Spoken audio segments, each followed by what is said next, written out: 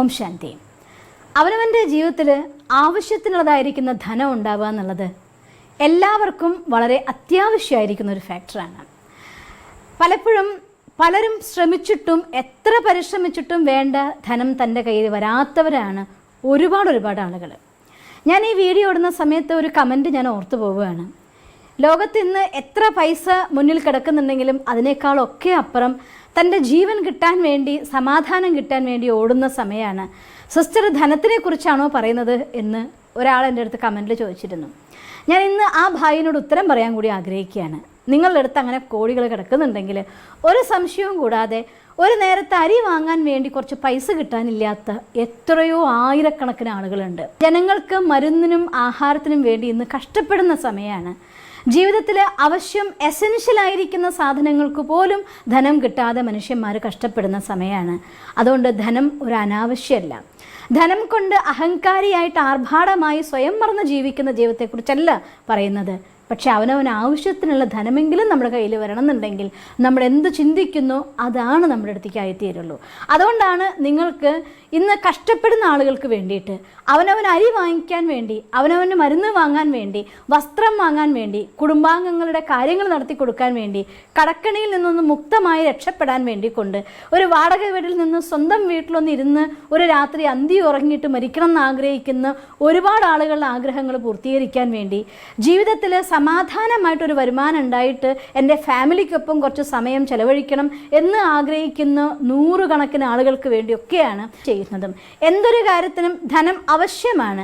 ധനം മായയല്ല, പക്ഷെ മായ ധനത്തിൻ്റെ രൂപത്തിൽ നമ്മളെ കുടുക്കിപ്പോയി കഴിഞ്ഞാൽ എൻ്റെ മനസ്സിൽ മായ വന്നാൽ എനിക്ക് എല്ലാം മായയാണ്.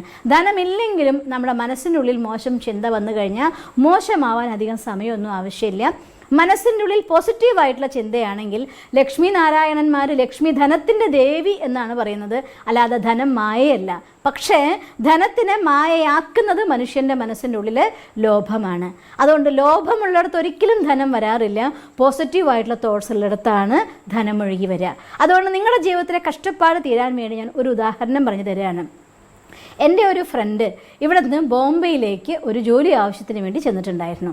ചെന്ന സമയത്ത് താമസിക്കാൻ വേണ്ടി അവർക്ക് സൗകര്യം പെട്ടെന്നൊരുങ്ങി കിട്ടിയില്ല. അപ്പോൾ അവരുടെ ഒരു ഫ്രണ്ടിൻ്റെ പോയ എൻ്റെ കൂട്ടുകാരൻ്റെ ഒരു കൂട്ടുകാരൻ അവരുടെ മറ്റു 3 ഫ്രണ്ട്സും ഒന്നിച്ചൊരു വീടെടുത്ത് വാടകയ്ക്ക് താമസിക്കുന്നുണ്ടായി. ആ വീട്ടിൽ ഒരാൾക്കും കൂടി വേണമെങ്കിൽ അഡ്ജസ്റ്റ് ചെയ്ത് താമസിക്കാനുള്ള സൗകര്യങ്ങൾ ഉണ്ടായിരുന്നു. അപ്പോൾ അവരുടെ അടുത്ത് ഇവൻ പോയി ചോദിച്ച സമയത്ത് ആയിക്കോട്ടെ, അവനും കൂടി താമസിക്കുന്നതുകൊണ്ട് കുഴപ്പമില്ല, നമുക്ക് എല്ലാ കാര്യങ്ങളും പങ്കിട്ടെടുക്കാമെന്ന് പറഞ്ഞു. അങ്ങനെ താമസിക്കാൻ തുടങ്ങി. എൻ്റെ കൂട്ടുകാരനായിട്ടുള്ള ആളും അവിടെ പോയിട്ട് അവരുടെ കൂടെ താമസിക്കാൻ തുടങ്ങി.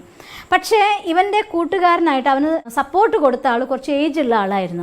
ഒരു 50-55 വയസ്സോളൊക്കെ അയാൾക്ക് ആവാനായിട്ടുണ്ടായി. അപ്പോൾ ആ സീനിയോറിറ്റിയുടെ ആധാരത്തിൽ അവിടെ അവർ തമ്മിലൊരു സിസ്റ്റം ഉണ്ടാക്കിയിട്ടുണ്ടായിരുന്നു. ഒരാൾ ഇന്ന ജോലി ചെയ്യും, ഒരാൾ ഇന്ന ജോലി ചെയ്യും. വീട്ടിലുള്ളതായിരിക്കുന്ന കുക്കിംഗ് ആണെങ്കിലും ക്ലീനിങ് ആണെങ്കിലും അതല്ല മറ്റുള്ള ഹൗസ് ഹോൾഡ് ആക്ടിവിറ്റീസിന് വേണ്ടതായിട്ടുള്ള കാര്യങ്ങളാണെങ്കിലും ചെലവുകളാണെങ്കിലും എല്ലാം 4ആയിട്ട് പങ്കുവെച്ച് അതിലൊരു പങ്ക് പറ്റണം എന്നതാണ് 4 പേര് തമ്മിലുള്ള കണ്ടീഷനായിരുന്നത്.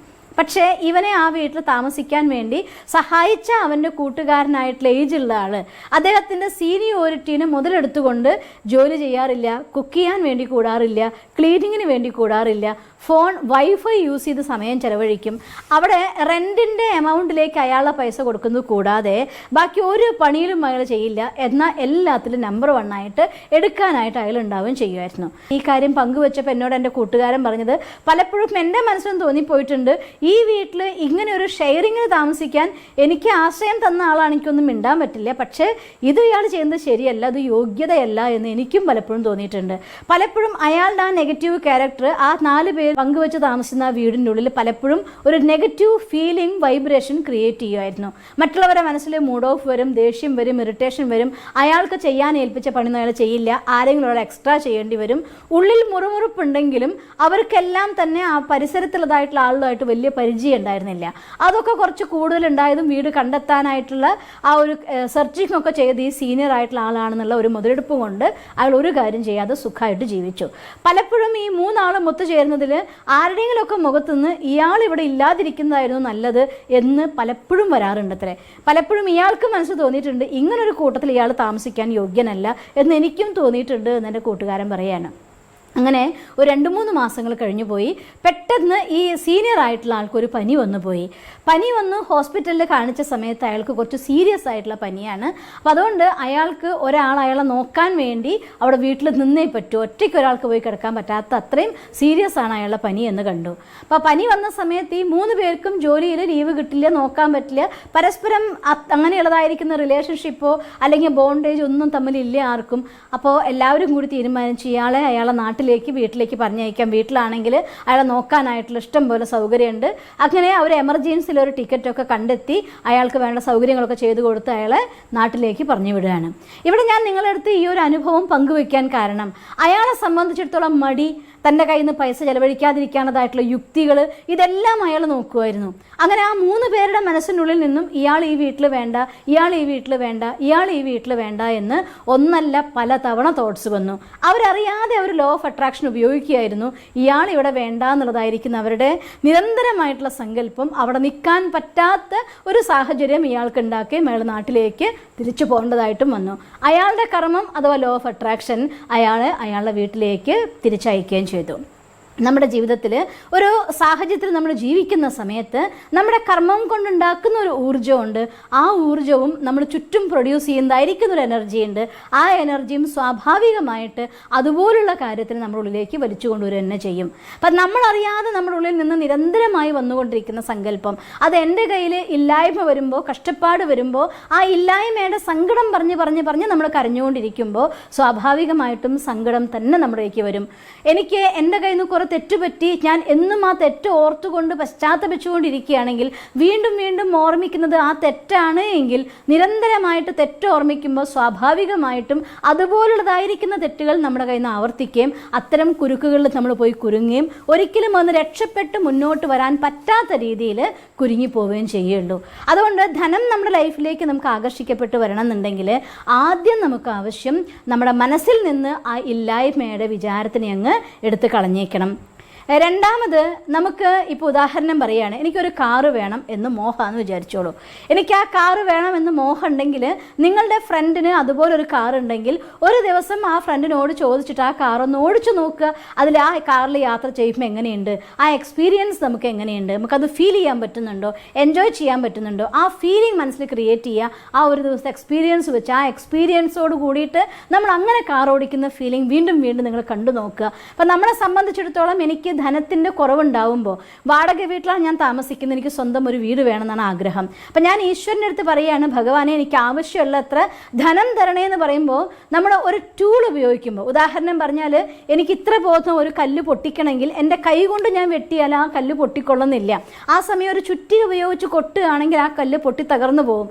അതേപോലെ തന്നെ ധനം എനിക്ക് വരണം എന്നുണ്ടെങ്കിൽ ആ ധനം കൊണ്ട് ഞാൻ എന്ത് ചെയ്യുന്നു എന്നുള്ള കാര്യത്തെക്കുറിച്ച് എനിക്ക് ക്ലാരിറ്റി വേണം.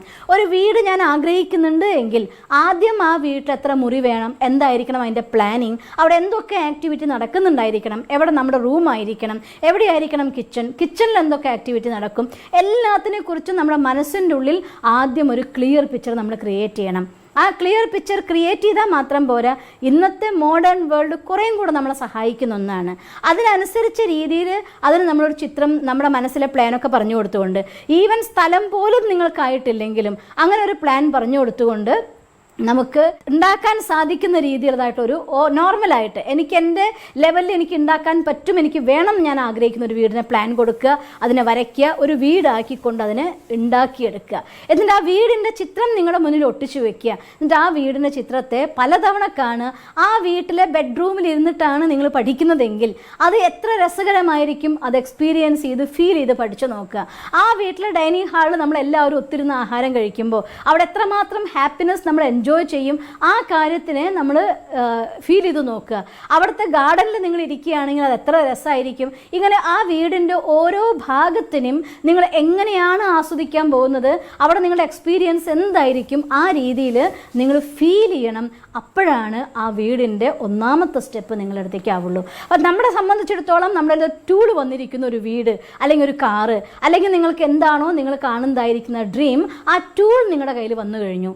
ഒരു ടൂൾ വന്നു വന്നു കഴിയുമ്പോൾ അത് ഉപയോഗിച്ച് നമുക്ക് കട്ട പൊട്ടിക്കാൻ പറ്റും, ചുറ്റിക ഉപയോഗിച്ചെന്ന് പറഞ്ഞ പോലെ ആ കാര്യത്തിന് വേണ്ടതായിരിക്കുന്ന ധനം നിങ്ങൾക്ക് തന്നെത്താൻ വന്നു ചേരാനായിട്ട് സാധിക്കും. അവിടെ നമുക്ക് ആ ഫീൽ ക്രിയേറ്റ് ചെയ്യാൻ പറ്റും. ഫീലിങ്ങിൽ നിന്നാണ് വൈബ്രേഷൻ പ്രൊഡ്യൂസ് ചെയ്യുന്നത്. ആ ഫീലിംഗ് നമ്മുടെ ഉപബോധ മനസ്സ് സ്വീകരിക്കുകയും ഉപബോധ മനസ്സിൽ നിന്ന് അത് വൈബ്രേഷനായിട്ട് പുറത്തു വരുമ്പോൾ 4 ഭാഗത്തും അതിന് വേണ്ട സാഹചര്യങ്ങൾ ഒരുങ്ങി വരികയാണ് ചെയ്യുന്നത്.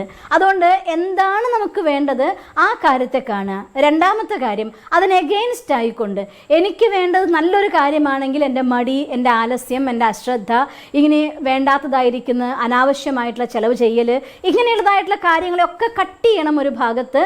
മറുഭാഗത്ത് എൻ്റെ നല്ല ഗുണങ്ങൾ ഡെവലപ്പ് ചെയ്യുമ്പോൾ ഒപ്പം ഞാൻ നേടിയെടുക്കുന്ന ഡ്രീമിനെ കുറിച്ച് ഫീൽ ചെയ്യാനും നിങ്ങൾക്ക് സാധിക്കണം. ഇങ്ങനെ എത്ര നിങ്ങൾ ഫീൽ ചെയ്യുന്നുണ്ടോ അത്രയും വേഗം നിങ്ങളുടെ കയ്യിലേക്ക് ആ ഡ്രീം വന്നുകൊണ്ടിരിക്കുക തന്നെ ചെയ്യും. ഇങ്ങനെ ഒന്നാമത്തെ കാര്യം മനസ്സിലാക്കേണ്ടത്, ഒരു ഡ്രീം അഥവാ ധനമാവട്ടെ എന്തും ആവട്ടെ നമ്മുടെ അടുത്തേക്ക് ആകർഷിക്കപ്പെട്ട് വരണമെന്നുണ്ടെങ്കിൽ ഫീലിംഗ് ആണ് നമ്മളിലേക്ക് ആ സാധനത്തെ അട്രാക്ട് ചെയ്ത് കൊണ്ടുവരുന്നത്. അതുകൊണ്ട് നിങ്ങൾക്ക് ധനം നിങ്ങളുടെ കയ്യിൽ വരണമെന്നുണ്ടെങ്കിൽ കടം വീടിക്കൊണ്ട് എല്ലാ പ്രശ്നങ്ങളും ഇല്ലാതായി ജീവിക്കുന്ന ഒരു ലൈഫ് നിങ്ങൾക്ക് വേണമെങ്കിൽ ആ ലൈഫിൽ നിങ്ങൾ എന്ത് ചെയ്യും, എന്ത് നല്ല കാര്യങ്ങൾ, ഞാൻ അണ്ടർലൈൻ ചെയ്ത് പറയുകയാണ്, സ്വാർത്ഥ താല്പര്യങ്ങൾക്ക് വേണ്ടി മാത്രമായിട്ട് ഒരിക്കലും നമ്മൾ ഡ്രീം കാണരുത്. അത് പൂർത്തീകരിച്ച് തരാൻ ഈ പ്രപഞ്ചം അഥവാ ഈശ്വരന് കുറേ കൂടെ സമയമെടുക്കും. കാരണം നിങ്ങളുടെ മാത്രം സ്വന്തമാണ്. അതേസമയം നിങ്ങൾ കാണുന്നതായിരിക്കുന്ന നിങ്ങളുടെ ഫ്യൂച്ചറിനുള്ളിൽ നിങ്ങളുടെ നല്ല ദിവസത്തിൻ്റെ ഒപ്പം ഒരുപാട് പേർക്ക് നല്ല ദിനങ്ങൾ പകർന്നു കൊടുക്കുന്ന രീതിയിലുള്ള ഒരു ഡ്രീമാണ് നിങ്ങളെ കാണുന്നത്. ഈവൻ നമ്മൾ സ്വന്തം വീട്ടിൽ സ്വസ്ഥമായി ജീവിക്കുകയാണെങ്കിലും ഞാൻ സ്വസ്ഥമായിട്ട് എൻ്റെ ഫാമിലിക്കൊപ്പം ജീവിക്കും. ഇൻ ദ സെയിം ടൈം എൻ്റെ ഹാപ്പിനെസ് നിറഞ്ഞതായിരിക്കുന്ന ലൈഫിലെ കുറച്ച് സമയം, കുറച്ച് ധനം, കുറച്ച് എൻ്റെ ശരീരത്തിനുള്ളതായിട്ടുള്ള പ്രവർത്തനം ഈ സമൂഹത്തിന് വേണ്ടി ഇന്ന രീതിയിലൊക്കെ ചെയ്യണം എന്നുകൂടി നിങ്ങൾ പ്ലാൻ ചെയ്യൂ. എങ്കിൽ വളരെ വേഗത്തിൽ നിങ്ങളുടെ ഡ്രീം അഥവാ ധനം നിങ്ങളിലേക്ക് ആകർഷിക്കപ്പെടും. ആ ഡ്രീമിന് വേണ്ടതായിരിക്കുന്ന ധനം എന്ന് നിങ്ങൾ കണ്ടില്ലെങ്കിൽ പോലും അതിന് വേണ്ടതായിരിക്കുന്ന ഉപാധികളുടെ കൂട്ടത്തിൽ അത് നിങ്ങളുടെ അടുത്തേക്ക് വന്നിരിക്കും. അതുകൊണ്ട് ആ ടൂൾ എന്താണോ അതിനെ ക്ലിയർ ആക്കൂ, ആ ഫീലിംഗ് ക്രിയേറ്റ് ചെയ്യൂ. എങ്കിൽ തീർച്ചയായിട്ടും നിങ്ങൾക്ക് വേണ്ടത് നിങ്ങളുടെ അടുത്ത് വന്നു ചേരും. ഈ കഷ്ടകാലത്തിനൊക്കെ മാറിക്കൊണ്ട് സന്തോഷം നിറഞ്ഞൊരു ജീവിതം നിങ്ങൾക്ക് നേടാൻ പറ്റും. അതുകൊണ്ട് മനസ്സിൻ്റെ ഉള്ളിൽ നിന്ന് ആ ഒരു ഹാപ്പിനെസ്, ആ ഒരു ഫീലിംഗ്, ആ ഒരു പോസിറ്റിവിറ്റി അത് വൈബ്രേറ്റ് ചെയ്യട്ടെ. ജീവിതത്തിൽ സദാ പോസിറ്റീവ് വൈബ്രേഷൻസ് അത് ആകർഷിച്ച് നിങ്ങളുടെ ലൈഫിലേക്ക് വരട്ടെ. എന്നും ഹാപ്പിനെസ് നിങ്ങളുടെ സ്വന്തമാവട്ടെ. ഓം ശാന്തി. ദിവസം തോറും ജീവിത വിജയങ്ങൾക്ക് വെളിച്ചം വീശുന്ന പുത്തൻ വീഡിയോകൾക്കായി ഞങ്ങളുടെ യൂട്യൂബ് ചാനൽ സബ്സ്ക്രൈബ് ചെയ്യൂ. നോട്ടിഫിക്കേഷൻ ലഭിക്കുന്നതിനായി ബെൽ ഐക്കൺ ക്ലിക്ക് ചെയ്യൂ. ഒപ്പം ഞങ്ങളുടെ ഫേസ്ബുക്ക്, ട്വിറ്റർ, ഇൻസ്റ്റാഗ്രാം പേജുകൾ ഫോളോ ചെയ്യൂ. നന്ദി.